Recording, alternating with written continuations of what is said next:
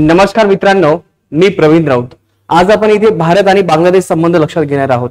परंतु हे संबंध लक्षात घेत असताना आपण याच्यामध्ये एक पर्स्पेक्टिव्ह निवडलेला आहे आणि हा पर्स्पेक्टिव्ह आहे आर्थिक दृष्ट्या।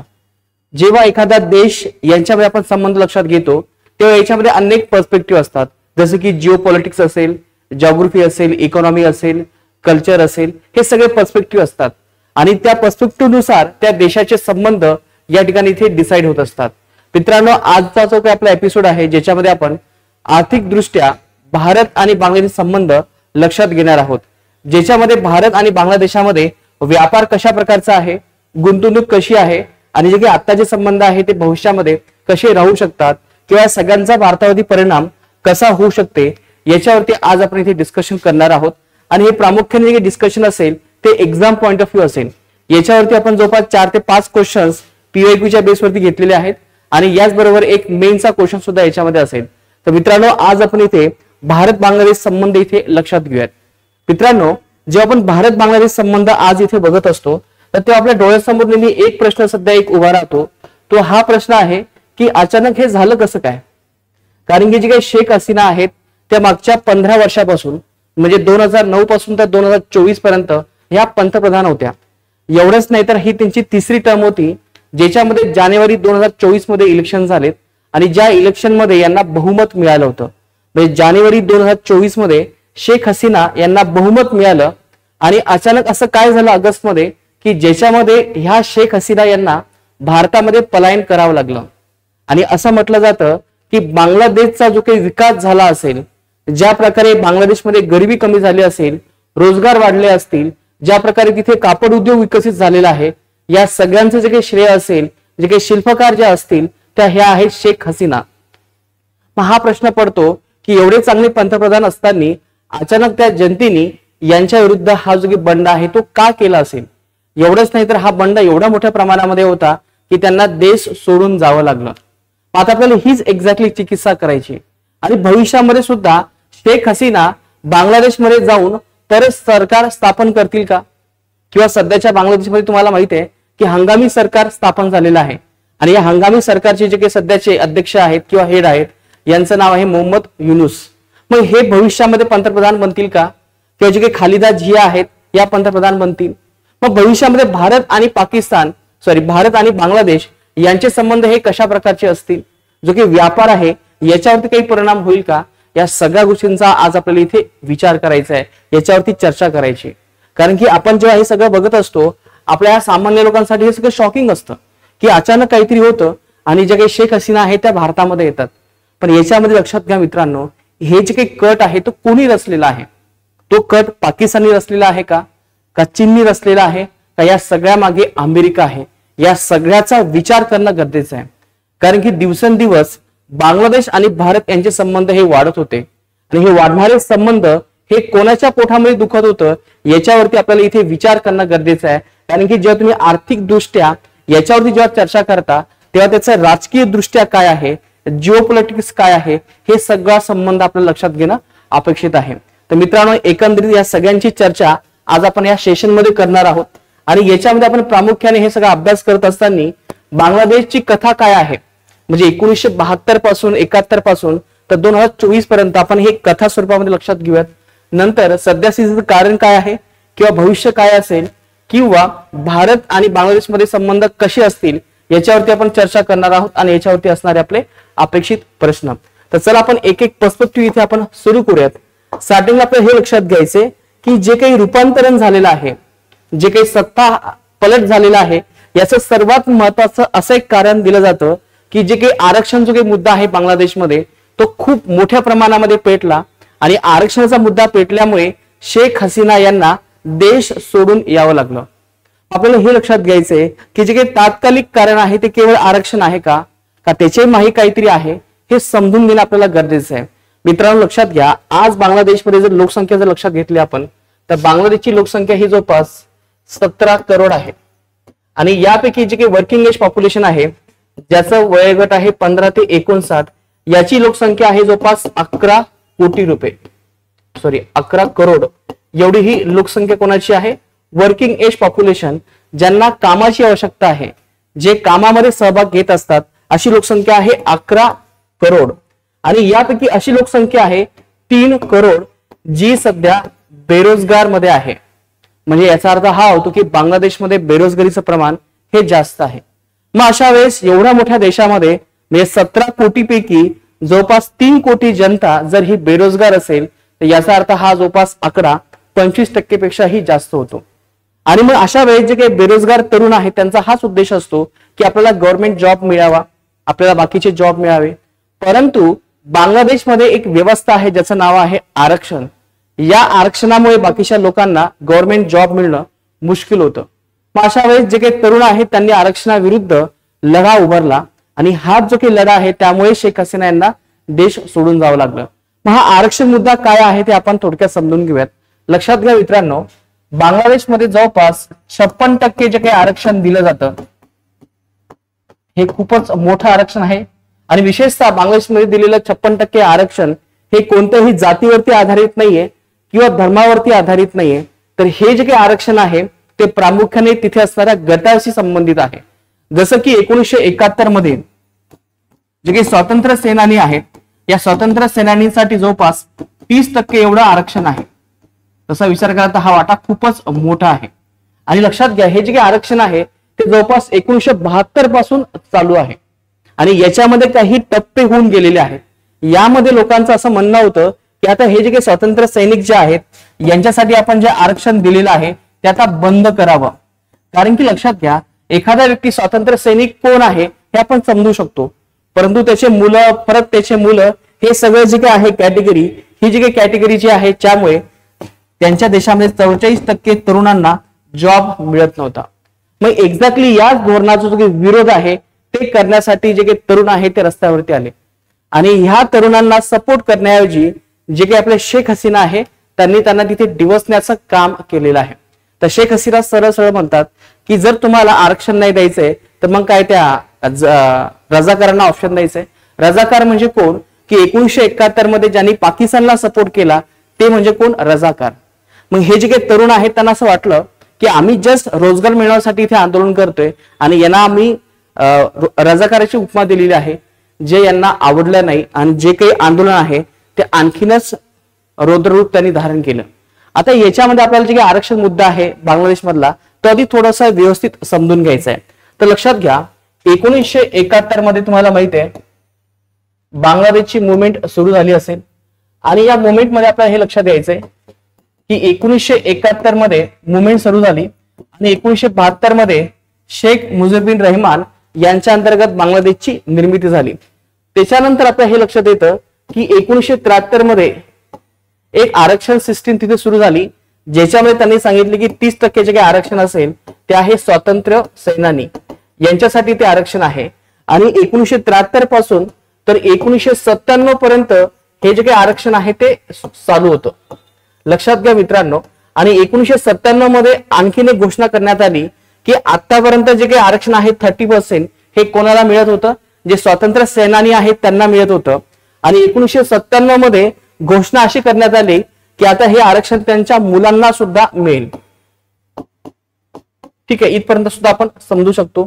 त्याच्यानंतर 2010 मध्ये परत एकदा सरकारने अशी घोषणा केली की आता हे जे काही आरक्षण आहे ते फक्त स्वातंत्र्य सैनिकांच्या मुलांना लागू नसेल तर त्यांच्या मुलांना सुद्धा लागू असेल, म्हणजे मुलांच्या मुलांना. इथपर्यंत सुद्धा हे सगळ्या गोष्टी ओके होतात. आता बघा हे जे काही पिरियड आहे याच्यामध्ये आपल्याला समजून घ्यायचंय की 1997 मध्ये आपण त्यांच्या मुलांना जे काही आरक्षण दिलं असेल हे कोणी दिलेलं आहे, हे शेख हसीना यांनी दिलेलं आहे. शेख हसीना यांचा जो काही कालावधी आहे पंतप्रधान असण्याचा तर त्यांचा पहिला टप्पा जो काही सांगितला जातो तो आहे 1996 पासून तर 2001 आणि दुसरा टप्पा आहे 2009 पासून तर 2024 पर्यंत. म्हणजे शेख हसीना जेव्हा जेव्हा पंतप्रधान झाल्या तेव्हा त्यांनी या स्वातंत्र्य सैनिकांच्या मुलांसाठी आरक्षण दिलं. नंतर 2010 मध्ये परत त्यांच्या मुलांसाठी आरक्षण दिलं आणि नंतर 2018 मध्ये या सरकारने काय केलं असेल, आरक्षण जे आहे ते रद्द केलं. आता ते रद्द का केले याची बरीच कारणे मीमांसा आहे. फक्त इथे आरक्षण मुद्दा लक्षात घ्या की ज्या सरकारने आरक्षणाला जास्त फोकस केलं त्या सरकारने 2018 मध्ये आरक्षण सिस्टीम ही बंद केली. त्याच्यानंतर त्यांच्या देशामध्ये असणारे जे काही तरुण आहेत ते हायकोर्टमध्ये गेले, नंतर ते सुप्रीम कोर्टमध्ये गेले आणि सुप्रीम कोर्टने सांगितलं की जे काही तुम्ही 2018 मध्ये आरक्षण रद्द केलं असेल, दिस इज अनकॉन्स्टिट्युशनल, ते तुम्ही परत चालू करा. आणि मित्रांनो, ही जी काही मागणी आहे ही मागणी पूर्ण करण्यासाठी हा जो काही निर्णय आहे तो देण्यात आला 2024 जून मध्ये, की तुम्ही जे काही आरक्षण जे दिलेलं आहे मुलांना, त्यांच्या मुलांना, हे आरक्षण परत एकदा चालू करा. यामुळे एक गट असा म्हणत होता की आता आम्हाला आरक्षण हवंय आणि दुसरा गट असा म्हणत होता की ज्या प्रकारे कोर्टाने जो निर्णय दिला असेल तो चुकीचा आहे. यामुळे ज्या लोकांना हा निर्णय मान्य नव्हता त्या लोकांनी मोठ्या प्रमाणामध्ये आरक्षण सुरू केलं, आंदोलन सुरू केलं. आणि मित्रांनो लक्षात घ्या, हे आंदोलन दिवसेंदिवस वाढत होतं. यामुळे शेख हसीना सरकारने काय केलं असेल की याच्यामध्ये एक मध्यस्थ मार्ग घेतला आणि मध्यस्थ मार्ग हा अशा प्रकारचा होता की ज्यामध्ये आरक्षण जे आहे ते इथून पुढे 56% नसेल तर हे आरक्षण केवळ 7% असेल असं त्यांनी सांगितलंय. कारण की आतापर्यंत जे आरक्षण आहे ते 56% होतं. जुलै 2024 मध्ये यांनी निर्णय घेतला की 56% आरक्षणावरून आता आपल्याला किती आणायचे, केवळ 7% आणायचे. याच्यामध्ये 5% असेल स्वातंत्र्य सेनानी आणि 2% असेल इतर वर्ग. आता इथे तुम्हाला प्रश्न पडला असेल की जी काही मागणी होती की आरक्षण रद्द करावं ही इथे मान्य झालेली आहे, मग अशा वेळेस सुद्धा हे जे काही आरक्षण हा जो काही प्रकार असेल किंवा जे काही विद्रोह आहे तो पुढे का कंटिन्यू राहिला. तर मित्रांनो हेच तर कारण आहे की जेव्हा शेख हसीना यांनी हे मान्य केलं की ठीक आहे आरक्षण आपण रद्द करू, तरी सुद्धा जे काही विद्यार्थी आहेत त्यांनी हे जे काही उद्रेक आहे तो पुढे चालू ठेवला. आणि हा उद्रेक एवढ्या मोठ्या प्रमाणामध्ये वाढत होता, शेवटी तिथे असणारे जे काही लष्कर आहे त्यांनी असं सांगितलं की शेख हसीना तुम्ही राजीनामा द्या आणि देश सोडून तुम्ही इथून निघून जा. सरकारने काय केलं असेल, एक्झॅक्टली तसंच केलं. शेख हसीना यांनी जी काही इमर्जन्सी आहे ती लक्षात घेता राजीनामा दिला आणि लगेच ते सोडून गेलेत. आता इथे हा प्रश्न पडतो की जे काही लष्कर आहे ती लष्कराने सत्ता ताब्यामध्ये घेतलेली आहे का. तर लक्षात घ्या मित्रांनो, याच्यामध्ये हाच आपला एक गोंधळ होतो की तिथे सध्या लष्करशाही आहे. एक्झॅक्टली तिथे लष्करशाही आपल्याला म्हणता येईल, परंतु जर तिथे एक्झॅक्टली 1975 सारखी जर लष्करशाही असती तर शेख हसीना यांचा त्याच देशामध्ये मृत्यू झाला असता, तिथे त्यांना त्यांची हत्या करण्यात आली असती. परंतु जे काही जनरल आहे बांगलादेशचे त्यांनी सरळ सांगितलं शेख हसीना सध्याचं वातावरण हे चांगलं नाही, तुम्ही देश सोडून निघून जा. आणि एक्झॅक्टली लक्षात घ्या, त्यांचं जे काही हेलिकॉप्टर आहे ते बांगलादेश संरक्षणचं हे हेलिकॉप्टर होतं. त्यांनी तिथून त्रिपुराला ते घेऊन आलेत आणि तिथून पुढे मग त्रिपुराहून ते आपल्या गाझियाबाद मध्ये इथे आलेत. तर याचा अर्थ हा होतो की बांगलादेशला जे काही तिथे लष्करी सैनिक असेल त्यांची इच्छा होतं की शेख हसीना इथून निघून जावं आणि भारताला सुद्धा शेख हसीना यांना सेफ ठेवायचं होतं. त्यामुळे त्रिपुरावरून आपण त्यांना इथे गाझियाबाद मध्ये आणला आहे. असा प्रश्न आपल्या या ठिकाणी इथे उरतोय की भारताने या शेख हसीना यांना सपोर्ट करण्याची खरंच गरज आहे का. कारण की लक्षात घ्या, शेख हसीना भारताला सपोर्ट करतोय, यामुळे शेख हसीना यांच्या विरुद्ध त्यांच्या देशामध्ये कट कारस्थान निर्माण झालं आणि शेख हसीना यांना पळून जावं लागलं. मात्र आपल्याला ही रियालिटी इथे समजून घ्यायची की खरंच भारताच्या सपोर्टमुळे किंवा भारताच्या शेख हसीना यांच्या संबंध चांगले असल्यामुळे तिथे विद्रोह झालेला आहे का याच्या मागे आणखीन काहीतरी अमेरिकेचा या ठिकाणी काहीतरी मामला आहे. तर मित्रांनो, जेव्हा आपण आंतरराष्ट्रीय संबंध जेव्हा लक्षात घेतो तेव्हा आपल्याला एक गोष्ट नक्की जाणवते की ज्या शेख हसीना जानेवारी 2024 मध्ये निवडून आल्या त्यांना लगेच देश सोडून का जावं लागते, का लोकांनी त्यांचा विरोध केला असेल. कारण की ही जे काही आपल्याला हे सगळ्या घटना दिसत आहेत हे काही सरळ सरळ घटना नाहीयेत आणि विशेषतः याच्यामध्ये काहीतरी एक्सटर्नल फोर्सचा हात असावा किंवा इंटरनल फोर्सचा हात असावा अशी मान्यता केली जाते. एवढंच नाही, मे 2024 मध्ये सुद्धा शेख हसीना यांनी सांगितलंय की माझ्यावरती काहीतरी लवकरच धोका येऊ शकतो, कारण की एक असा एक गोरा व्यक्ती आहे जो मला धमक्या देतोय. याचा अर्थ हा होतो की जर शेख हसीना यांनी अमेरिका किंवा कोणता जो काही गोरा व्यक्ती आहे त्याचं जर ऐकलं असतं कदाचित शेख हसीना यांचं सरकार हे स्थिरावलं असतं. म्हणजे याच्या मागे कारण आहे अमेरिका, असं उघड उघड सध्या बोललं जाते. कारण की अमेरिकेने तिथे एक रिक्वेस्ट केली होती की आम्हाला बांगलादेशमध्ये एक बेस कॅम्प तयार करायचा आहे, पण या ठिकाणी जे काही शेख हसीना आहे त्यांनी त्याला सरळ सरळ विरोध केला होता. आणि विशेषतः लक्षात घ्या, भारत आणि बांगलादेश संबंध या ठिकाणी ते वाढत चालले हे अजिबात अमेरिकेला काही पटत नाही. कारण की जे काही अमेरिका आहे त्याला जो काही बांगलादेश हा जो काही प्रांत आहे किंवा आपण त्याला म्हणूयात जो काही सी आहे तिथे स्वतःचं एक वर्चस्व निर्माण करायचंय. कारण की त्याला कोणाला काउंटर करायचं आहे, चायनाला. यामुळे त्याचं स्वतःचं अस्तित्व निर्माण करण्यासाठी तो बांगलादेशची मदत घेण्याचा प्रयत्न करतो, पण बांगलादेशला ते मान्य नसल्यामुळे जे काही सरकार आहे तेच त्यांनी इथे उलटवण्याचा इथे आपल्याला प्रयत्न करताना आपल्याला इथे दिसते. म्हणजे हे जे काही सगळं प्रकरण आज आपल्याला इथे दिसते, केवळ आरक्षण हा मुद्दा नाहीये, तर त्या देशाची असलेली आर्थिक स्थिती हे आपल्याला लक्षात येते. कारण की जो देश आतापर्यंत गरीब होता 2019च्या आधी, त्या देशाला स्वयंपूर्ण बनवण्याचं काम या शेख हसीनाने केलं. परंतु आताची जी काही स्थिती आहे मित्रांनो बांगलादेशची, ही काही एवढी चांगली नाहीये. कारण की 2020 नंतर कोविडच्या कारणामुळे तिथे जे काही कापड उद्योग आहे, कारण की तुम्हाला माहित असेल की बांगलादेशमध्ये सर्वात जास्त कापड उद्योग जे आहे ते खूप फेमस आहे. इव्हन सर्वात जास्त बांगलादेश निर्यात जर करत असेल तर हेच आहे कापड उद्योग. त्याला आपण रेडीमेड कापड तयार असं म्हणतो. म्हणजे रेडी गार्मेंट्स ते नेहमी काय करत असते, निर्यात करत असते. ही त्यांची खूप मोठी पोटेन्शियल आहे. मग अशा वेळेस 2020 नंतर जे काही बांगलादेश आहे त्यांचा जो काही कापड उद्योग आहे ते थोडासा मागे ढकलला गेला. तर त्यामुळे बांगलादेशमध्ये बेरोजगारी निर्माण झाली. बांगलादेशला जे काही निर्यात मधून जो काही पैसा मिळत होता तो सुद्धा कमी कमी व्हायला लागला. आणि त्यामध्ये हे जो काही आरक्षणाचा मुद्दा आहे तो तर पुढे आलाच, परंतु जे काही एक्सटर्नल फॅक्टर आहे त्यांनी सुद्धा देशामध्ये असणाऱ्या तरुणांना भडकवलं, ज्याचा परिणाम हा झाला की शेख हसीना यांना पळून जावं लागलं. मग इथे आता आपल्याला हा प्रश्न पडतो की अशा वेळेस भारताने शेख हसीना यांना सपोर्ट करायला हवा का? कारण की बघा आता हे दोन समीकरण तयार झाले असेल, एक आहे शेख हसीना आणि दुसरं आहे बांगलादेश देश. शेख हसीना ह्या भारतामध्ये आला म्हणजे आपण त्यांना भारतामध्ये शरण द्यायला हवी का, किंवा आपण त्यांना शरण न देता बांगलादेश बरोबर इथे आपल्याला संबंध चांगले करण्याची गरज आहे? कारण की बघा भारतासाठी बांगलादेश हा अतिशय महत्वाचा देश आहे. कारण की जे काही बाकीचे देश आहेत त्यांच्याबरोबर भारताचे जे काही संबंध आहेत ते चांगले आहेच, पण सर्वात जास्त घनिष्ठ संबंध जे होते आतापर्यंत ते बांगलादेश बरोबर होत होते. भारत आणि बांगलादेश याच्यामध्ये जो काही व्यापार आहे तो अनुकूल व्यापार होता, त्याला आपण ट्रेड सरप्लस असं म्हणतो. एवढंच नाही तर भारताकडून मोठ्या प्रमाणामध्ये बांगलादेशला निर्यात होत होती. एवढंच नाही तर ईशान्य भारतामध्ये सुद्धा जर आपल्याला जर एंट्री करायची असेल तर बांगलादेश अतिशय महत्वाचा आहे. कारण की जो काही आपला कलादान प्रोजेक्ट आहे याच्यामध्ये जे काही नॉर्थ ईस्ट आणि भारत आहे याच्यामध्ये जे काही अंतर आहे 1500 किलोमीटरचं, हे कमी करण्याचं काम कोणी केलेलं आहे? कलादान प्रोजेक्ट, जो बांगलादेशमध्ये सध्या तो प्रोजेक्ट चालू आहे. भारताची जी काही इन्व्हेस्टमेंट आहे बांगलादेशमध्ये, ज्याच्यामध्ये बांगलादेशमध्ये आपण पायाभूत सुविधा निर्माण करतोय, याचं कारण हेच आहे की बांगलादेशचा विकास व्हावा आणि या विकासाबरोबर जे आपलं ईशान्य भारत आहे याचाही विकास व्हावा. भारताचा जो काही विचार आहे बांगलादेश संदर्भात तो अतिशय सोपा आहे. तो हाच आहे की बांगलादेशने विकसित व्हावं, भारतानेही विकसित व्हावं आणि भारताचं महत्वही वाढावं आणि भारताची काही पकड आहे आजूबाजूच्या देशांबरोबर ही सुद्धा वाढावी. कारण की मित्रांनो तुम्ही आता आज बघताय की पाकिस्तान आणि भारत संबंध चांगले नाहीच आहे. त्याच्यानंतर भारत आणि श्रीलंका हे सुद्धा एवढे संबंध चांगले नाहीये. त्यानंतर नेपाळ आणि भारत हे सुद्धा संबंध चांगले नाहीये. मग आपल्या सोबत असणारा जो आपल्याला मदत करणारा किंवा आपल्या सोबत असणारा जर देश आहे तो बांगलादेश आहे. म्हणून नेहमी भारताने बांगलादेशच्या दृष्टिकोनातून नेहमी एक सॉफ्ट कॉर्नर निर्माण करण्याचा प्रयत्न केला. परंतु आज अशी परिस्थिती आली आहे की बांगलादेश आपल्या हातातून निसटून चाललाय. मग अशा वेळेस आपल्याला जी की दुविधा परिस्थिती निर्माण झालेली आहे की शेख हसीना यांना आपल्याला शरणार्थी बनवायचं आहे का आपल्याला बांगलादेशला सपोर्ट करायचं आहे? तर मित्रांनो याच्याने जर आपण जर डिप्लोमसी जर लक्षात घेतली असेल तर आपल्याला बांगलादेशला इथे न्याय द्यावा लागेल.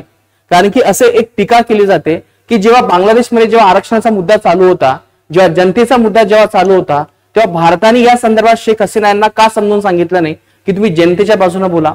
त्याचं कारण हे होतं कारण की भारताला असं वाटत होतं की हा त्यांचा अंतर्गत मुद्दा आहे, त्यामुळे भारत या ठिकाणी इथे बोलला नाही. परंतु आज भारताला इथे बोलावं लागेल, भारताला सांगावं लागेल की तुमच्या देशामध्ये जे काही चाललंय ते बरोबर आहे का चुकीचं आहे. कारण की लक्षात घ्या जेवढे बांगलादेशामध्ये संबंध हे बिघडतील, जेवढे बांगलादेशामध्ये समस्या निर्माण होतील, त्याचा जो काही तोटा आहे तो भारतालाच होणार आहे. कारण की बांगलादेशची जी सीमा आहे भारताला जवळपास 5 राज्यांना लागलेल्या आहेत. आतापर्यंत म्हणजे 1971 पासून तर आतापर्यंत नेहमी सातत्याने हे बांगलादेशी भारतामध्ये घुसखोरी करतात. आणि तुम्हाला माहित असेल की आज बऱ्याच आपल्या मोठमोठ्या शहरामध्ये म्हणजे पुणे असेल, दिल्ली असेल, बँगलोर असेल, प्रत्येक शहरामध्ये आपल्याला हे बांगलादेशी दिसत आहेत. ही कंडिशन ही आत्ताची आहे. जर समजा बांगलादेशची स्थिती जर आणखीनच बिघडली, तिथे गरिबी आणखीनच वाढली, बेरोजगारी जर जास्त वाढली तर याचा परिणाम हा परत एकदा तसाच होणार आहे. 1971 मध्ये इंदिरा गांधींनी जे काही स्टेप घेतले असतील की आपल्याला त्यांच्या विरुद्ध काम करायचंय, ते पाकिस्तान विरुद्ध काम करायचंय, त्याचं कारण हेच होतं ते शरणार्थी भारतामध्ये येत होते. मग अशा वेळेस भारताला एक परत तेच म्हणतो ना आपण की 1971 सारखी घटना होऊ शकते. जी हिस्ट्री आहे ती इटसेल्फ रिपीट होत चाललेली आहे. मग अशा वेळेस भारताला बांगलादेश संदर्भात एक स्ट्रॉंग अजेंडा मांडावा लागेल. आणि भारताला बांगलादेश बरोबर संबंध जे आहेत ते सुधारावेच लागतील. कारण की भारत आणि बांगलादेश संबंध जर सुधारले नाही तर भविष्यामध्ये बाकीच्या देशांवरती असा परिणाम होऊ शकेल आणि भारताचे जे जिओ पॉलिटिक्स आहे याच्यावरती सुद्धा परिणाम होईल. मग याच्यामध्ये लक्षात घ्या, भारताचं खूप मोठं आर्थिक नुकसान होणार आहे का? तर याच्यामध्ये भारताचं अजिबात आर्थिक नुकसान होणार नाही. कारण की सर्वात जास्त जी काही गरज आहे ती कोणाला आहे, तर ती गरज आहे बांगलादेशला. कारण की जर आपण इथे विचार केला तर आशियामध्ये सर्वात जास्त जे काही ट्रेंड आपण त्याला म्हणतो व्यापारी भागीदाराचा देश कोणता असेल तर तो भारत देश आहे. आणि सर्वात जास्त जर तो निर्यात करत असेल तर तो भारताला करत असतो. भारताकडून त्याला मोठ्या प्रमाणामध्ये कापूस मिळतो जो त्यांच्या इंडस्ट्रीसाठी एक मोठी चालना आहे. मग हे सगळे भारताची गरज असताना बांगलादेशसाठी पंगा घेणे त्यांना पुरणार नाही आणि भारताने सुद्धा बांगलादेश बरोबर पंगा घेऊ नये. कारण की ते भविष्याच्या दृष्टिकोनातून ते चीनला त्याचा खूप जास्त फायदा असेल. मग इथे तुम्हाला प्रश्न पडला असेल की सर मग आता शेख हसीना यांचं काय करायचं? मित्रांनो लक्षात घ्या, शेख हसीना आता पंतप्रधान नाही आहेत, तर त्यामुळे त्यांच्याकडे जी काही भावना असेल आपली ते एक शरणार्थी म्हणून या ठिकाणी इथे मानवतावादी दृष्टिकोन म्हणून बघणं गरजेचं आहे. आणि याच्यामध्ये बांगलादेशला आपल्याला असं कन्व्हिन्स करावं लागेल की आमचे तुमच्या बरोबर संबंध चांगले आहे पण आम्ही शेख हसीना यांना हात लावू शकत नाही. तो शेख हसीना यांचा तो निर्णय आहे की त्यांना भारतामध्ये थांबायचं किंवा त्यांना दुसऱ्या देशामध्ये जायचंय. कारण की लक्षात घ्या मित्रांनो, भविष्यामध्ये याचे जे काही पासे आहेत ते पलटू शकतात. कारण की आज बांगलादेशमध्ये जे काही सरकार आहे ते हंगामी सरकार आहे, ज्याचे अध्यक्ष किंवा आपण त्याला म्हणतो हेड हे कोण आहेत? मोहम्मद युनूस. आणि विशेषतः त्यांना लष्कराचा पाठिंबा आहे, जनतेचा त्यांना पाठिंबा नाहीये. आज युनूस हेच म्हणतात की भविष्यामध्ये आम्हाला लोकशाही मार्गाने आम्हाला सत्ता काबीज करायची. पण मित्रांनो लक्षात घ्या, त्यांच्या कॉम्पिटिशन मध्ये कोण आहे? खालिदा जिया, ज्या भारताविरोधी आहे, पाकिस्तान आणि चीनला सपोर्ट करतात. जर भविष्यामध्ये जर ह्या जर समजा पंतप्रधान बनल्यात तर भारत आणि बांगलादेश संबंध चिघळण्याची शक्यताही जास्त आहे. आणि लक्षात घ्या मित्रांनो, खालिदा जिया असताना युनूस मोहम्मद हे भविष्यामध्ये पंतप्रधान कंटिन्यू राहतील याची शक्यता जरा मला कमी दिसते. लक्षात घ्या, युनूस मोहम्मद हे भलेही खूप मोठे नोबेल पुरस्कार विजेते असतील, त्यांचा खूप चांगला अभ्यास असेल, परंतु राजकारणाच्या बाजूने त्यांना जमेल की नाही याबद्दल खूप मोठी शंका आहे. तर लक्षात घ्या, भविष्य जे असेल बांगलादेशचं ते खूप गुंतागुंतीचं इथे असण्याची इथे आपल्याला इथे शक्यता दिसते. आणि याच्यामध्ये असं एक म्हटलं जातं जसं की 2009 मध्ये घटना घडली होती. 2009 मध्ये शेख हसीना तेव्हा बाहेर होत्या. शेख हसीना तेव्हा त्यांचं सरकार नव्हतं. तेव्हा जे काही पॅरामिलिटरी फोर्स आहे त्यांनी बांगलादेशमध्ये उठाव केला. अशा वेळी जे काही लष्कर आहे त्यांनी शेख हसीनांना सपोर्ट केला आणि शेख हसीना यांना सत्तेवरती बसवलं. तर ही 2009 ची घटना आहे. कदाचित असं होऊ शकतं मित्रांनो, भविष्यामध्ये मोहम्मद युनूस यांना पदावरून दूर करून खालिदा जिया येऊ शकतात किंवा भविष्यामध्ये असं होऊ शकतं खालिदा जिया यांना पदावरून काढून परत एकदा शेख हसीना येऊ शकतात. भविष्याचे काही आपण ते म्हणतो ना पासे ते फिरू शकतात. कारण की खालिदा जिया यांना नेहमी भारताविरोधी त्यांची भूमिका असते. आणि लक्षात घ्या, कोणताही देश जेव्हा दुसऱ्या देशाचा जेव्हा द्वेष करते, जेव्हा त्यांना त्यांचा तो सपोर्ट हवा नसतो, तर तेव्हा त्या देशाचाही खूप मोठं नुकसान आहे. आणि बांगलादेशसाठी भारत हा महत्वाचा आहे. रोजगाराच्या दृष्टीने असेल, निर्यातीच्या दृष्टिकोनातून असेल, जगामध्ये एक जागतिक स्थान मिळवण्यासाठी असेल किंवा त्यांना त्यांचा विकास वाढवण्यासाठी असेल. आणि जर समजा खालिदा जिया जर भविष्यामध्ये पंतप्रधान झाल्या तर भारताचे संबंध तुटल्यामुळे भविष्यामध्ये अशी परिस्थिती येईल की बांगलादेश परत एकदा त्या गरिबी अवस्थेमध्ये जाईल. आणि मग तिथे तरुणांना ते लक्षात येईल की खूप प्रॉब्लेम झालेला आहे. चला, आपल्यासाठी बेस्ट ऑप्शन काय होऊ शकते? शेख हसीना. कारण की शेख हसीना यांच्या विरुद्ध जो काही विरोध आहे सध्या तो केवळ आरक्षणामुळे आहे. बाकीची काही जनता आहे आर्थिक दृष्टिकोनातून असेल, गरिबी निर्मूलन करण्याच्या दृष्टिकोनातून असेल, ती जनता खुश आहे. फक्त एकच नकारात्मक मुद्दा आहे की ज्यामुळे शेख हसीनांना थोडीशी इथे माघार घ्यावी लागलेली आहे. तर मित्रांनो, ही थोडक्यात जी आहे ती आपली हिस्ट्री आहे, ज्याच्यामध्ये मी तुम्हाला इथे बांगलादेश हिस्ट्री इथे सांगण्याचा प्रयत्न केला. आता तुमच्या हे लक्षात आलं असेल की याचा जो काही धागादोरा आहे तो आर्थिक दृष्ट्या कशाबरोबर इथे कनेक्ट होतो आणि एक्झॅक्टली तेच फॅक्ट्स आपण इथे कव्हर करण्याचा इथे थोडक्यामध्ये इथे प्रयत्न करूयात. तर हे सगळं तुमच्या इथे लक्षात आलं असेल. चला आता आपण इथे पुढे जाऊयात. आता पुढची मुद्दा हा आहे आपल्याला की ज्याच्यावरती आपण डायरेक्टली येऊ की का महत्वाचं आहे. की आपण हिस्ट्री बघितलेली आहे. भारत बांगलादेश संबंध वाढत आहे 2009 पासून 2024 पर्यंत. आणि आज सध्या जे काही तिथे असणारे तरुण असतील किंवा लष्कर असेल त्यांच्यासाठी सध्या एकच पर्याय उभा राहतो, ते आहे मोहम्मद युनूस. तर मोहम्मद युनूस यांना आपण म्हणत असतो फादर ऑफ मॅक्रो फायनान्स. एवढंच नाही, त्यांना आपण गरीबाचे बँकर सुद्धा म्हणतो. कारण की बांगलादेशमध्ये गरिबी कमी करण्यासाठी, ग्रामीण भारतातील लोकांना पैसा मिळवण्यासाठी यांचं जे काही योगदान आहे ते खूप मोठं आहे. म्हणजे बांगलादेशमध्ये सर्वात फेमस पर्सनॅलिटी जर कोण असेल तर ती ही आहे. लोकांचा यांच्यावरती खूप मोठा विश्वास आहे. जेव्हा जे काही तरुण जेव्हा त्यांनी आंदोलन केलं तर त्यांना एकच ऑप्शन दिसला, तो म्हणजे कोण असेल, युनुस. आणि म्हणूनच लष्कराने यांचा जे काही फेमस आहे त्यामुळे यांचा डायरेक्टली हेड म्हणून याच्या ठिकाणी नेमणूक केलेली आहे. तर भविष्यामध्ये काय होतं हे थोडंसं बघणं आवश्यक आहे. आणि यांना विशेषतः 2006चा शांततेचा नोबेल पुरस्कार मिळालेला आहे. लक्षात घ्या, शांततेचा, अर्थव्यवस्थेमध्ये नाहीये. कारण की लक्षात घ्या, यांचं योगदान हे भलेही मायक्रो फायनान्स मध्ये असेल, पण त्यांनी बांगलादेशमध्ये शांतता निर्माण करण्याचा प्रयत्न केलाय. तिथे असणारी गरिबी त्यांनी कमी करण्याचा प्रयत्न केला, म्हणून इथे यांना शांततेचा पुरस्कार इथे मिळालेला आहे. तर ही बेसिक माहिती लक्षात घ्या. 2006 मध्ये मोहम्मद युनुस यांना शांततेचा नोबेल पुरस्कार मिळालेला आहे. यांनी ग्रामीण बँक संकल्पना बांगलादेशामध्ये आणली असेल, आणि एक्झॅक्टली ही जी काही संकल्पना आहे ग्रामीण बँक, ही भारताने सुद्धा स्वीकारलेली आहे. नंतर गरिबाचे बँकर आपण त्यांना इथे म्हणत असतो. आणि विशेषतः म्हणजे स्टार्टिंग पासूनच शेख हसीना यांचे ते मोठे विरोधक आहेत. हे आपल्याला इथे काही गोष्टी इथे लक्षात येत आहेत. आता यामध्ये आपल्याला लक्षात घ्यायचंय की भारतासाठी बांगलादेश महत्वाचा आहे का. तर सर्वप्रथम आपल्याला हे लक्षात घ्यायचंय की सर्वात जास्त सीमा लागणारा किंवा भूसीमा असणारा देश कोणता आहे, भारताचा शेजारील देश. तर त्या देशाचं नाव आहे बांगलादेश. तुम्हाला एक शॉर्टकट माहितच असेल, तो आहे बचपन MBA. बचपन MBA हे भारताचे असणारे शेजारील राष्ट्र बांगलादेश, त्याच्यानंतर चायना, पाकिस्तान, अफगाणिस्तान, नेपाळ, म्यानमार, इथे आहे पाकिस्तान, नेपाळ, म्यानमार, भूतान आणि अफगाणिस्तान. हे शेजारील देश आहे. यापैकी सर्वात जास्त जी काही सीमा आहे ती आहे बांगलादेश, ही जवळपास 4000 किलोमीटर पेक्षा जास्त आहे. आणि हे जे काही शेजारील राज्य असतील त्यांची सीमा जी लागलेली आहे बांगलादेश बरोबर, हे जवळपास 5 राज्य आहे. एक आहे पश्चिम बंगाल, नंतर आहे मेघालय, आसाम, त्रिपुरा आणि मिझोराम. ही 5 राज्य आहे. तर हे आपला बेसिक भूराजकीय स्थिती आपल्याला याच्यामध्ये लक्षात येते. त्याच्यामध्ये भारत आणि बांगलादेश यांच्यामध्ये जो काही व्यापार आहे तो अनुकूल व्यापार आहे, तर आपण ट्रेड सरप्लस असं म्हणतो. तर लक्षात घ्या मित्रांनो, जर आपण इथे जर विचार केला तर आपण बायलॅटरल ट्रेड असं म्हणतो किंवा द्विपक्षीय व्यापार. याच्यामध्ये जर इथे विचार केला तर भारतासाठी बांगलादेशमध्ये जर आपण इथे जर रँक जर लक्षात घेतला तर बांगलादेशचा जवळपास 8वा रँक आहे. कशामध्ये, निर्यातीमध्ये, की ज्याच्यामध्ये आपण सर्वात जास्त याला निर्यात करत असतो बांगलादेशला.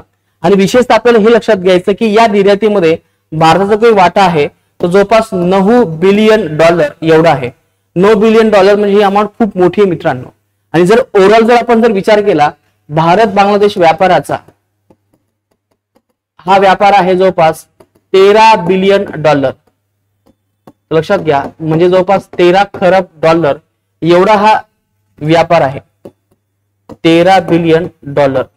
आणि लक्षात घ्या, या 13 बिलियन पैकी भारत त्याला किती रुपयाची आयात करते, ते आहे $9 बिलियन.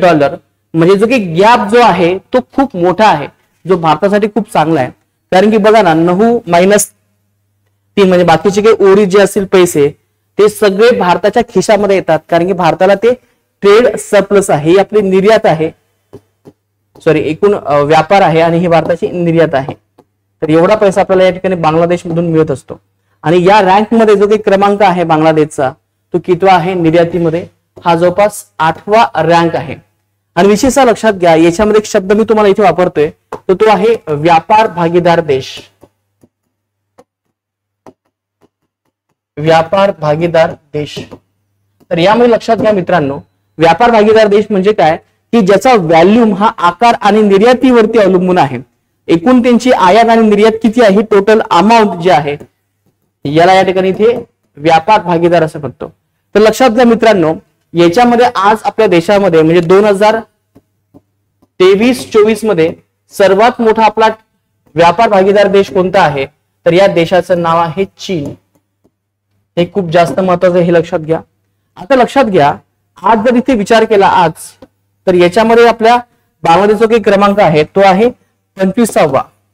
म्हणजे व्यापार भागीदार देशामध्ये बांगलादेशचा क्रमांक जो आहे तो कितवा येतो, 25वा हा क्रमांक येतो. हे लक्षात घ्या, हे खूप जास्त महत्वाचे फॅक्ट आहे. याच्यावरती आपल्याला इथे डायरेक्ट प्रश्न येतो. आता याच्यामध्ये जो काही व्यापार भागीदार देश आहे याच्याबद्दल मी थोडस इथे सांगतोय, कारण की बऱ्याच जणांना इथे असा प्रश्न पडला असेल की सर 2023-24 मध्ये चीन कसं काय, ते तुम्हाला अमेरिका वाटत असेल, पण लक्षात घ्या मित्रांनो 2020-21 असेल किंवा 2021-2022 असेल, याच्यामध्ये सर्वात जास्त व्यापार भागीदार देश कोणता आहे, तर या देशाचं नाव आहे अमेरिका. आणि आता सध्या आपण लेटेस्ट मध्ये जर लक्षात घेतला असेल तर ते लेटेस्ट मध्ये आहे चीन. म्हणजे सर्वात जास्त व्यापार भागीदार देश कोण असेल, नंबर 1 चीनला आहे आणि 25 नंबरला कोण आहे, बांगलादेश. आणि जर हे आकडेवारी जर आपण जर मागे जर गेलो तर याच्यामध्ये अमेरिकेचा क्रमांक लागतो, हे नेहमी इथे लक्षात ठेवा, हे अतिशय महत्वाचं आहे. याच्यावरती आपल्याला इथे प्रश्न येऊ शकते. आता याच्यामध्ये आपल्याला हे लक्षात घ्यायचं मित्रांनो की जे काही व्यापार आहे निर्याती संदर्भात, हे झालं आपलं ओव्हरऑल भागीदारी, ज्याच्यामध्ये आयात आणि निर्यात एकत्र येते. निर्यातीमध्ये इथे जर आपण विचार केला तर सर्वात जास्त निर्यात ही आपण कोणत्या देशाला करतो ते कमेंट करून सांगा. तर पहिला देश आहे आपला अमेरिका आणि जो काही 8वा देश जो आहे तो आहे बांगलादेश. हे सर्वात महत्वाचं आहे. हे झालं आपलं निर्याती संदर्भात. जर आपण आयाती संदर्भात जर इथे लक्षात घेतलं असेल तर आयातीमध्ये नंबर 1 वरती आहे चीन, ज्याच्यामध्ये आपण चीनकडून सर्वात जास्त आयात करतो. इथे तुम्हाला प्रश्न पडला असेल बांगलादेशचा नंबर लागतो का, बांगलादेशचा नंबर हा एकदम शेवटचा आहे. आणि बांगलादेशापासून भारताला जे काही निर्यात होते मित्रांनो, हा जो काही आकडा आहे हा खूपच कमी आहे. तर जवळपास आहे $3 बिलियन जवळपास, आता ह्या लेटेस्ट बातमीनुसार. हे लक्षात घ्या. आता याच्यामध्ये आपल्याला हे लक्षात घ्यायचंय की बांगलादेश भारताला काय देतो, म्हणजे भारत आयात काय करतो बांगलादेशकडून, तर नेहमी लक्षात घ्या हे आहे रेडीमेड कपडे. रेडीमेड त्याला आपण कॉटन असं म्हणतो, त्याला आपण शॉर्टकट मध्ये इथे RMG गारमेंट्स असं म्हणत असतो. तर लक्षात घ्या सर्वात जास्त बांगलादेश भारताला काय देतो, रेडीमेड कॉटन किंवा रेडीमेड कपडा देत असतो, हे नेहमी लक्षात ठेवा. आणि याच्यामध्ये आपल्याला हे लक्षात घ्यायचंय की भारत सर्वात जास्त बांगलादेशला कशाची निर्यात करतो, तर हे आहे कापूस. दोनच फॅक्ट तुम्हाला इथे लक्षात घ्यायचे, कारण की या 2 फॅक्टर वरतीच दोन्ही देशाची अर्थव्यवस्था महत्वपूर्ण आहे. आणि सर्वात जास्त वल्नरेबल अर्थव्यवस्था असेल ते आहे बांगलादेशची, कारण की बांगलादेशचा जे काही कपडा उद्योग आहे तो कशावरती अवलंबून आहे, भारताकडून निर्यात होणाऱ्या कापसावरती. विचार करा जर बांगलादेश आणि भारत पाकिस्तान जर खराब झाले तर भविष्यामध्ये भारत बांगलादेशला कापूस देणार नाही, ज्यामुळे बांगलादेशचे जे काही कापड उद्योग आहे त्यांची वाट लागेल. आणि इथे लक्षात घ्या भारताला जी काही आयात दिली जाते ज्याच्यामध्ये सर्वात मोठा जो काही शेअर असेल तो हाच आहे. जवळपास 50,000 कोटी रुपयाची जी काही निर्यात आहे म्हणजे आयात आहे बांगलादेशकडून भारताला, ती 50,000 कोटी एवढी मोठी आहे. तर त्यामुळे लक्षात घ्या बांगलादेशसाठी ह्या गोष्टी खूपच जास्त महत्वाच्या आहेत. तर आपण इथे बेसिक गोष्टी इथे लक्षात घेण्याचा प्रयत्न केला. जे मी तुम्हाला आतापर्यंत सांगितलं ते हेच आहे. 25 आपला क्रमांक आहे बांगलादेश बरोबर व्यापार भागीदारीमध्ये. आणि द्विपक्षीय व्यापारामध्ये जर इथे विचार केला तर ही अमाऊंट जवळपास $13 अब्ज एवढी आहे, म्हणजे $13 बिलियन एवढी मोठी ही अमाऊंट इथे आपल्याला इथे लक्षात येते. आणि या 13 पैकी इथे लक्षात घ्या $9 बिलियन याची आपण काय करत असतो, इथे निर्यात करत असतो. तुम्हाला भविष्यामध्ये असा डायरेक्टली प्रश्न येऊ शकते की भारत बांगलादेशला किती रुपयाची निर्यात करते, तर ही अमाऊंट आहे $9 बिलियन. भारत बांगलादेश बरोबर त्यांचा व्यापार कसा आहे, ट्रेड डेफिसिट आहे का ट्रेड सरप्लस आहे, तर हा नेहमी आपला बांगलादेश बरोबर कसा असेल, ट्रेड सरप्लस, ज्याला आपण या ठिकाणी इथे म्हणत असतो व्यापार अनुकूल. ह्या 2 गोष्टी लक्षात ठेवा. आणि एवढा नक्कीच आहे की बांगलादेशने आतापर्यंत भारताने बांगलादेशमध्ये आतापर्यंत खूप सारी इथे गुंतवणूक केल्याचे आपल्याला इथे दिसते. चला पुढचा मुद्दा खूप महत्वाचा आहे ज्याच्यावरती आपण ऑलरेडी डिस्कस केले की भारतासाठी बांगलादेश ही 8वी निर्यात बाजारपेठ आहे, ज्याच्यामध्ये भारत प्रामुख्याने कापूस, कॉफी, चहा, भाजीपाला, वाहने, विद्युत यंत्रसामग्री या महत्वाच्या गोष्टी त्यांना आपण निर्यात करत असतो. हा जो की व्यापार आहे तो जवळपास $9 ते $10 बिलियन आहे. 9-10 हे थोडंसं इथे लक्षात ठेवत चला आता पुढे येऊयात आपण. पुढे आपल्याला हे यायचं की एक्सपोर्ट मध्ये काय आहे, तर सर्वात जास्त आपला जी काय आयात आहे ती चीन बरोबर आहे. निर्यातीमध्ये कोण येते, आपला अमेरिका. आणि इथे 8ला कोण आहे, बांगलादेश. हा सुद्धा सिक्वेन्स लक्षात ठेवा. त्याच्यानंतर आपल्याला हे लक्षात घ्यायचंय, हा मुद्दा खूप महत्वाचा आहे, याच्यावरती आपल्याला प्रश्न येऊ शकतो. आधी हे लक्षात घ्या मित्रांनो, दक्षिण आशिया म्हणजे काय. बांगलादेश हा दक्षिण आशियातील भारताचा सर्वात मोठा व्यापारी भागीदार देश आहे. म्हणजे जे काही दक्षिण आशिया जो काही भाग आहे याच्यामध्ये सर्वात जास्त आपण व्यापार जर कोणाबरोबर करत असू तर हा बांगलादेश बरोबर करत असतो. आता या ठिकाणी लक्षात घ्या, दक्षिण आशिया म्हणजे काय, साऊथ एशिया म्हणजे काय, तर हा संपूर्ण भाग अफगाणिस्तान, पाकिस्तान, इंडिया, नेपाळ, भूतान, बांगलादेश, म्यानमार, श्रीलंका या देशांचा समावेश हा दक्षिण आशियामध्ये होतो. आणि या दक्षिण आशियामध्ये आपण सर्वात जास्त व्यापार कोणाबरोबर करतो तर हा देश आहे आपला बांगलादेश. आता दुसरा प्रश्न आहे, हे नेहमी लक्षात ठेवा, या संपूर्ण आशियामध्ये हा जो काही तुम्हाला इथे मॅप दिसतोय तर या आशियामध्ये सर्वात जास्त बांगलादेश कोणाबरोबर व्यापार करते, नंबर 2 वरती. तर हा कोणाबरोबर असेल, एक आहे चीन बरोबर आणि नंबर 2 आहे भारत. तर ह्या 2 गोष्टी लक्षात घ्या, खूप महत्वाच्या आहेत. तुम्हाला डायरेक्टली स्टेटमेंटमध्ये याच्यावरती प्रश्न येऊ शकते. दक्षिण आशियामध्ये भारत सर्वात जास्त व्यापार कोणाबरोबर करते, याचं उत्तर आहे बांगलादेश. आणि जर समजा तुम्ही हेच वाक्य जर बांगलादेशच्या संदर्भात लक्षात घेतलं की बांगलादेशसाठी आशियामध्ये सर्वात जास्त व्यापार भागीदार देश कोणता आहे तर या देशाचं नाव आहे नंबर 1 चीन आणि नंबर 2 कोण असेल, भारत. म्हणजे भारतासाठी सर्वात जास्त काय महत्वाचं आहे, बांगलादेश.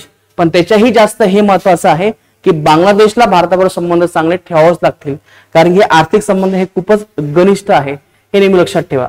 तर इथे आपण हेच इथे बेसिक गोष्टी लक्षात घेतल्यात. बांगलादेशचा भारत आशियातील दुसरा सर्वात मोठा व्यापारी भागीदार देश आहे, जे आपण इथे आतापर्यंत समजून घेतले. याच्यावरती इथे आपल्याला डायरेक्ट प्रश्न इथे येण्याची इथे अपेक्षा आहे. जे मी तुम्हाला आतापर्यंत सांगितलं ते हेच आहे की 2023-24 मध्ये भारताचा सर्वात मोठा व्यापार भागीदार देश कोणता आहे, चीन. परंतु हे जे काही स्वरूप आहे 2021 किंवा 21-22 मध्ये हे थोडं अमेरिके संदर्भात होतं, हे थोडं इथे लक्षात ठेवा. चला आता आपण पुढे येऊयात, ज्याच्यावरती आपण डिस्कशन केलंय की इम्पोर्ट एक्सपोर्ट काय आहे. जे तुम्हाला मी ऑलरेडी सांगितले, हे आहे आपल्या रेडीमेड गार्मेंट्स, जे भारताला सर्वात जास्त याची आयात केली जाते आणि भारत सर्वात जास्त काय निर्यात करतो तर कापूस करतो. तर हे 2 स्टेटमेंट इथे लक्षात ठेवत चला. आणि विशेषतः जो काही व्यापार आहे भारत आणि बांगलादेश हा प्रामुख्याने रुपयामध्ये होतो, सर्वात महत्वाचा आहे. जसं की अमेरिका असेल किंवा सिंगापूर असेल या देशांबरोबर आपण डॉलरमध्ये करतो, पण याच्यामध्ये हा व्यापार हा रुपयामध्ये असल्यामुळे ते भारतासाठी एक जमेची बाजू आहे. आणि भारताला हेच करायचं की हा व्यापार विस्कळीत होता कामा नये. भलेही त्यांच्या देशामध्ये प्रॉब्लेम झाले तर होऊ द्या, परंतु भारताच्या अर्थव्यवस्थेवरती हा प्रॉब्लेम व्हायला नको, कारण की आपल्याला जवळपास 5 ट्रिलियन इकॉनॉमी अचीव्ह करायची आहे आणि 2047 पर्यंत आपल्याला विकसित भारत म्हणून समोर यायचंय. यासाठी आपल्या शेजारी देशांबरोबर आपल्याला संबंध चांगले ठेवणे ही काळाची गरज आहे. भले त्याने तो कितीही मूर्खपणा करू द्या, कारण की तुम्हाला माहित असेल की जगामध्ये सर्वात जास्त भारताचा द्वेष करणारा देश नंबर 1 असेल तो आहे पाकिस्तान आणि नंबर 2 देश असेल तो आहे बांगलादेश. त्यांचा भारताबद्दल खूप द्वेष आहे, पण आपल्याला त्याचं काही घेणं देणं नाही. आपल्याला फक्त काय करायचंय, खूप पुढे जायचंय, व्यापार वाढवायचा आहे, शेजारी देशाबरोबर संबंध वाढवायचे आणि चीनला आपल्याला काउंटर करायचे. तर या दृष्टिकोनातून हे संबंध आपल्याला वाढवायचे, कमी करून इथे चालता येणार नाही. तर हे सगळं आपण इथे आतापर्यंत लक्षात घेतलं मित्रांनो, कारण की भारताचं नेहमीच एक धोरण राहिलेलं आहे बांगलादेश बरोबर, ते आहे नेबरहुड फर्स्ट. आणि नेबरहुड फर्स्ट मध्ये आपण सर्वात प्रायोरिटी कोणाला दिली असेल, बांगलादेशला दिलेली आहे. भारताच्या ऍक्ट ईस्ट पॉलिसीमध्ये सुद्धा आपण बांगलादेशला इथे जास्त फोकस केलेला आहे. भारतामध्ये ईशान्य भारताचा विकास करायचा असेल याच्यामध्ये सुद्धा आपण काय केलेलं आहे, बांगलादेशला फोकस केलेला आहे. एवढंच नाही तर आपण अनेक प्रकारचे विकास प्रकल्प सुद्धा याच्यामध्ये आपण लावलेले आहेत. आणि ऑब्व्हियसली हे सगळे आपले विकास प्रकल्प आहेत, जसं की मैत्री सुपर थर्मल पॉवर असेल ज्याच्यामध्ये 1160 मेगावॅट एवढी आपण वीज बांगलादेशला देत असतो. मोठमोठ्या प्रमाणामध्ये आपण पायाभूत सुविधेमध्ये इन्व्हेस्टमेंट केलेली आहे, धरणामध्ये इन्व्हेस्टमेंट आपण तिथे केली असेल. जसं की आताच एक पोर्ट आहे ज्याला आपण मोंगला पोर्ट असं म्हणतो, ते सुद्धा भारताला या ठिकाणी इथे बांगलादेशने दिले आहे. तर भारताला एकंदरीत त्यांच्या पायाभूत सुविधेमध्ये विकास करून त्यांचा विकास करणं आपलं हे उद्दिष्ट होतं. पण ते म्हणतो ना, काही लोकांना ते इथे आवडलेलं आपल्याला दिसत नाही. आणि लक्षात घ्या मित्रांनो, इथे आपला हा टॉपिक इथे संपतो आणि याच्यामध्ये मी तुम्हाला केवळ इथे आर्थिक दृष्ट्या इथे समजून सांगण्याचा प्रयत्न केला, काही थोडेसे बाकीचे पॉईंट घेण्याचा कव्हर केलाय. आता लक्षात घ्या, हा जो काही क्वेश्चन्स आहे, हा टॉपिक जो आहे तो येणाऱ्या आताच्या 2024 मेन्सला याच्यावरती डेफिनेटली प्रश्न असेल. कारण की लक्षात घ्या 2013 मध्ये आपल्याला याच्यावरती प्रश्न होता इंडिया आणि बांगलादेश संदर्भात. हा प्रश्न जो होता तो 2013 मध्ये जे काही तिथे आंदोलन झालं असेल त्याच्यावरती हा प्रश्न होता. पण याचा जो काही मेन प्रश्न तो हाच होता की what is it's significance for India, म्हणजे जे काही बांगलादेशमध्ये झालं असेल त्याचा भारतावरती कसा परिणाम झालेला आहे. आणि मित्रांनो, येणाऱ्या आपल्याला UPSC 2024 ला सुद्धा असाच प्रश्न असेल की बांगलादेशमध्ये ज्या काही घडामोडी असेल त्याच्या संदर्भात भारतावरती काय परिणाम होतो. जसं की पॉलिटिकल असेल, इकॉनॉमिकल असेल, सगळ्या अँगलनी असेल, याच्यावरती इथे आपल्याला क्वेश्चन येण्याची शक्यता जास्त आहे. एवढंच नाही की जे राज्याचं डिस्क्रिप्टिव्ह पॅटर्न आहे याच्यावरती सुद्धा आपल्याला याच्यावरती ह्या सेम प्रश्न इथे येण्याची आपल्याला अपेक्षा आहे. हे झालं आपलं मेन संदर्भात. आता आपण बघूयात की पूर्व परीक्षा आपल्याला कसे प्रश्न येऊ शकतात. यापैकी बघा हा पहिला प्रश्न आहे, डॉक्टर मोहम्मद युनूस यांना कोणत्या क्षेत्रातील नोबेल पुरस्कार मिळालेला आहे? तर हा आपला शांततेमधला हा पुरस्कार आहे. याचं उत्तर असेल 2. तुम्ही सुद्धा इथे मला कमेंट करा आणि सांगा की तुम्हाला इथे किती क्वेश्चन बरोबर येतात. तर जवळपास आपले हे 6 ते 5 क्वेश्चन असणार आहेत. 2023-24 मध्ये भारताचा सर्वात मोठा व्यापार भागीदार देश कोणता आहे? म्हणजे 23-24 मध्ये. तर हा इथे अमेरिका नाही तर कोणता असेल? चायना. याचं उत्तर किती असेल? 1. चला तिसरा प्रश्न लक्षात घ्या, भारताच्या निर्यात बाजारपेठेमध्ये बांगलादेशचा कितवा क्रमांक लागतो? तर हा 8वा क्रमांक लागतो. त्याच्यानंतर भारत बांगलादेशाकडून सर्वाधिक कशाची आयात केली जाते? भारत बांगलादेशाकडून सर्वात जास्त काय आयात करतो? त्याचं उत्तर काय असेल? तयार कपडे. कापूस हा शब्द चुकीचा असेल. तयार कपडे त्याला आपण रेडीमेड गार्मेंट असं म्हणतो. चला पुढचा प्रश्न लक्षात घ्या, बांगलादेशला भारत सर्वात जास्त कशाची निर्यात करते? तर ऑब्व्हियसली आपण त्यांना सर्वात जास्त कापूस देत असतो. याचं उत्तर आहे 1. पुढचा प्रश्न आहे, आता हे थोडंसं मी स्टेटमेंट वाईज मध्ये घेतलंय बघा. पहिला प्रश्न हा आहे, पहिला ऑप्शन हा आहे, बांगलादेश हा दक्षिण आशियातील भारताचा सर्वात मोठा व्यापार भागीदारी आहे. बरोबर आहे, दक्षिण आशियामध्ये भारताचा सर्वात मोठा व्यापार भागीदार आहे भारतासाठी. हे उत्तर बरोबर आहे, ऑप्शन बरोबर आहे. बांगलादेशचा भारत आशियातील दुसरा सर्वात मोठा व्यापार भागीदार आहे. कोणासाठी? बांगलादेश भारत हा आशियातील नंबर 2 चा व्यापार भागीदारी देश आहे. हे वाक्य बरोबर आहे. भारत सर्वाधिक कापसाची निर्यात बांगलादेशला करतो. बरोबर आहे. बांगलादेशासाठी भारत सर्वात मोठा व्यापार भागीदार देश आहे. तर लक्षात घ्या, बांगलादेशासाठी भारत हा सर्वात मोठी नाही तर नंबर 2 ची आहे. लक्षात घ्या. तर बांगलादेशसाठी नंबर 1 कोण असेल या ठिकाणी? इथे 3 नंबर 1 वरती असेल. मग ते निर्यातीमध्ये असेल किंवा आयातीमध्ये असेल. तर लक्षात घ्या, याचं उत्तर जे आहे बरोबर ते काय असेल या ठिकाणी? इथे 3 हे याचं हे उत्तर आहे. तर मित्रांनो, अशा प्रकारचे महत्वाचे आपले हे क्वेश्चन्स आहेत. याबरोबर काही महत्वाची सूचना, सध्या आपण कंबाईन ग्रुप बी आणि ग्रुप सी ची फाउंडेशन बॅच स्टार्ट केलेली आहे, जी प्रिलिम आणि मेन साठी आहे. आणि याचे जे काही स्वरूप आहे ते दोन्ही याच्यामध्ये आहे, ऑनलाईन आणि ऑफलाईन. या बॅचचा कालावधी जवळपास 8 महिन्याचा आहे. याचबरोबर आपण एमपीएससी फाउंडेशन बॅच सुरू केलेली आहे, प्री मेन्स आणि इंटरव्ह्यू, आणि हा कालावधी जवळपास 1 वर्षाचा आहे. याच्यामध्ये आपण जो काही चेंजेस झालेला जो काही सिलेबस आहे, डिस्क्रिप्टिव्ह पॅटर्न, या संपूर्ण याच्यानुसार इथे आपली प्रिपरेशन असेल. ही जी काही बॅच आहे ती दोन्ही बोर्डमध्ये आहे, ऑनलाईन आणि ऑफलाईन या स्वरूपामध्ये आहे.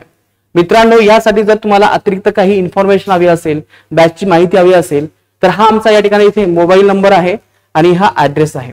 तर मित्रांनो, अशा प्रकारचा हा भारत बांगलादेश आर्थिकदृष्ट्या असलेला महत्वाचा टॉपिक आहे, ज्याच्यामध्ये भारताचा जो काही समतोल आहे तो असा असायला हवा की बांगलादेश बरोबर सुद्धा संबंध चांगले ठेवायचे आहेत आणि शेख हसीना यांनाही आपल्याला संरक्षित करायचं आहे. कारण की भारताची जी इमेज आहे जगासंदर्भात, याच्यामध्ये आपल्याला एक समतोल भूमिका घेणं अपेक्षित आहे. जर आपण केवळ शेख हसीना यांच्या बाजूने जर निर्णय दिला तर भविष्यामध्ये आपलं आर्थिक नुकसान होऊ शकते. किंवा जर आपण केवळ बांगलादेश यांच्या संदर्भात जर भूमिका घेतली तर भविष्यामध्ये शेख हसीना आणि भारत संबंध हे बिघडण्याची शक्यता आहे आणि एक चुकीचा मेसेज जगामध्ये जाण्याची ती अपेक्षा आहे. तर मित्रांनो, आता जे काही आव्हान आहे ते भारतासाठी खूप मोठं आहे, कारण की आपले जे काही संबंध आहे ऑलमोस्ट शेजारील देशांबरोबर बिघडलेले आहे.